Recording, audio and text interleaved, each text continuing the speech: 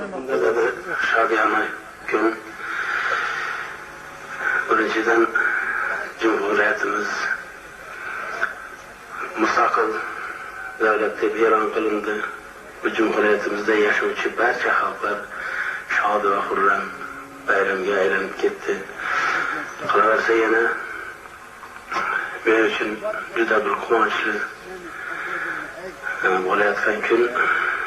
Meni birinchidan do'stim, qolaversa ustozim, og'aynim Jumabay akam 50 yoshga to'ldi.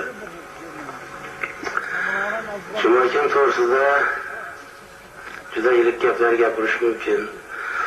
Jumabay akam bilan biz bir-birimizga ustozlik qilamiz, bir-birimizga shogirdlik qilamiz. Bilmagan narsalarni muzika sohasida ko'p o'qishdim. O'rganganman.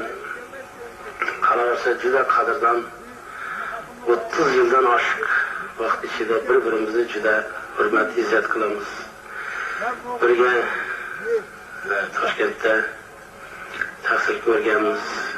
Birinchi tanishishimiz shu 60-yillardan boshlangan.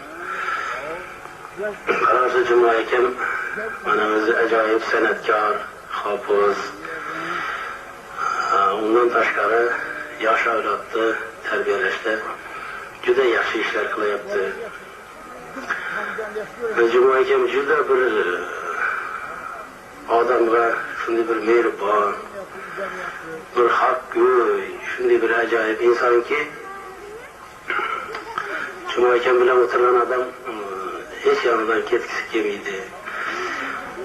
Jumabay akam aytgan ashulalardan ham ko'p shaxsan men o'zim bahra olaman. Buni Xorazmimizning eng buyuk hofizi Ro'zmat aka ham tan oladi. Ahyon-ahyonda birga o'tirib qolganimizda shu Jumabay shu giryani bir eshitaylik deb qoladi. Shuni o'zi ham Jumabay akamizni katta hofiz, katta san'atkor ekanidan dalolat beradi. Ben shu fursatdan foydalanib Jumabay akamizga uzoq umr, sog'lik, salomatlik, oilaviy baxt, shu bolalarning oldida sog' salomat yursinlar.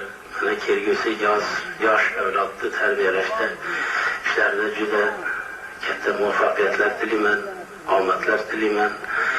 Sog' bo'lsinlar, salomat bo'lsinlar.